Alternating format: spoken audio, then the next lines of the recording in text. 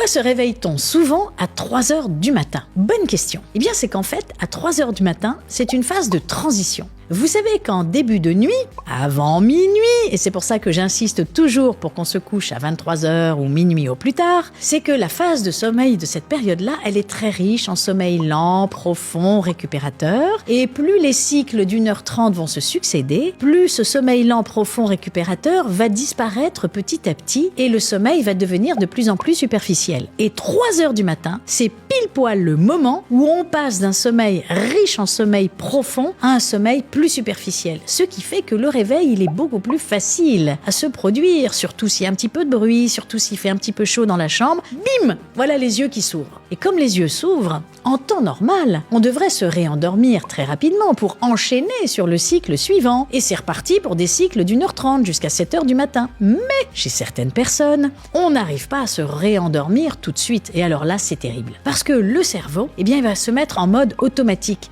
Et toutes les pensées de la journée vont commencer à ressurgir sans le contrôle qu'on peut leur donner dans la journée. Pour relativiser, il n'y a plus de contrôle. Donc on voit tout en noir, c'est le cas de le dire. On est pessimiste, les problèmes s'accumulent, on va jamais y arriver. C'est tellement angoissant qu'on n'arrive même pas à se réendormir. Alors mon petit conseil, si jamais ça vous arrive, que faut-il faire? Premièrement, ne jamais regarder la montre. Surtout pas. Parce que si vous dites, mon Dieu, il est 3h30 du matin, il me reste plus que 4 heures, etc. Vous allez psychoter, vous angoisser, vous n'allez pas vous réendormir. Donc on ne regarde pas la montre.